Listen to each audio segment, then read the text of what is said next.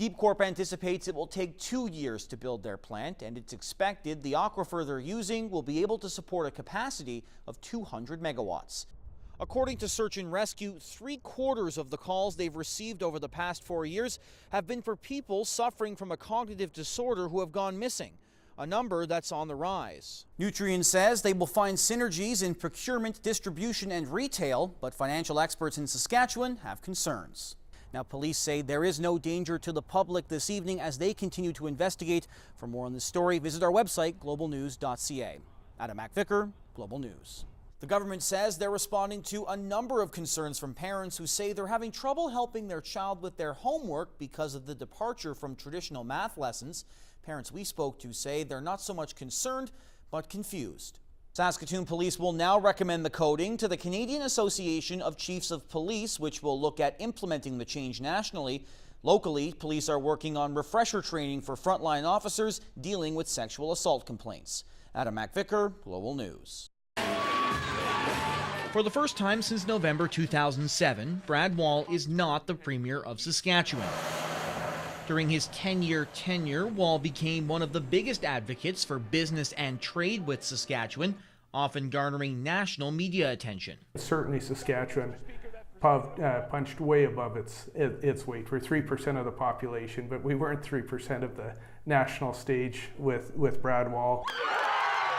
Now that Scott Moe is officially in charge, residents and businesses in Saskatchewan alike are looking to the future with an air of cautious optimism. It is a transition time. People are going to be poised and waiting to see what moves he's going to make and how things are going to look in the next 2 years. The Chamber says while Wall's cheerleading for industry in Saskatchewan is credited for much of the province's success over the last decade, it was his clashes with the Prime Minister over carbon pricing that drew the national spotlight. Some of the attacks on the Prime Minister by our former Premier Brad Wall had a bit of a personal edge to them, and I think you'll see less of that with Scott Moe. Instead, Peltzer sees Moe drawing attention nationally for collaboration rather than confrontation in areas like natural resources and Indigenous issues.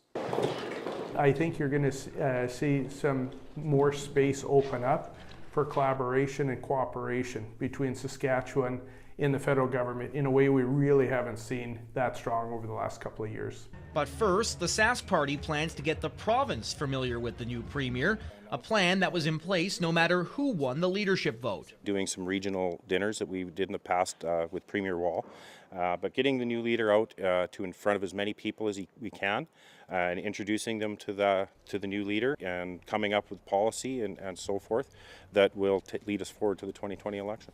Adam MacVicar, Global News. 2, 1, Happy New Year! A -40 wind chill was no match for well over 100 Saskatoon runners looking to start the year off right. This is the 33rd annual resolution run. We do it every year, either on New Year's Eve or New Year's Day. And we try to get as many runners out here despite, the cold. Over the years, the annual run has raised money for a number of local organizations. This year, the funds raised will go towards the YMCA's Strong Kids campaign, an initiative that helps provide YMCA memberships to families that need them. The campaign also sends kids to camp. We have a local camp here in Saskatoon. We also have one in Blackstrap. These are week-long camps that kids get to participate in and families get to work out together here. The run included a 5K and a 1K kids run, a first for 9-year-old Cooper Englet. Kind of cool because it's winter and it's a new start to the year. But I want to do the 5K because I want another medal. Kids Run participants received medals and running room jackets were handed out to those who ran the 5K, much needed during the bitter cold. The hardest part is trying to figure out what clothes to wear, like how many layers and what do you need and what is it going to feel like. That's the hardest always for me. And with it being a resolution run, we had to ask some of the runners what their resolution is for 2018. It's to run a 10K. My resolution for this year is fix my fence. Just improving my mental game for getting out, being a little more positive about my faults and just learning to improve on those. Adam MacVicar, Global News. You're watching Global Saskatoon. This is Global News Morning.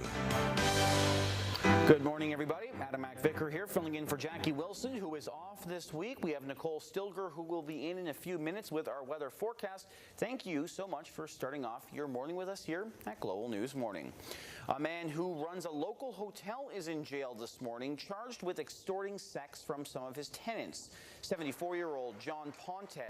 Well, Saskatoon homeless shelters are dealing with the bitter temperatures and are at capacity. While space is limited, no one is being turned away. Angie Mellon has the details.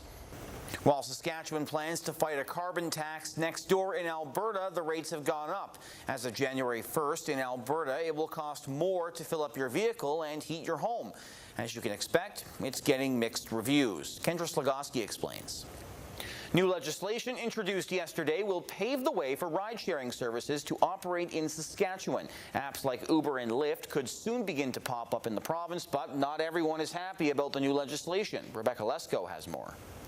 Well, police in British Columbia say they expect to be on the scene of a Vancouver Island home for the rest of the week. They're investigating a double homicide involving 2 young children. Well, almost a third of the staff at the Regional Psychiatric Centre in Saskatoon are off the job. Their union says many of them are on workers' compensation after being assaulted by prisoners at the federal jail. Global's Megan Craig has more. Well, you wouldn't think a lot of Canadians would consider running in the cold conditions we've seen recently, right? Well, that's exactly what a dedicated group did just outside of Calgary.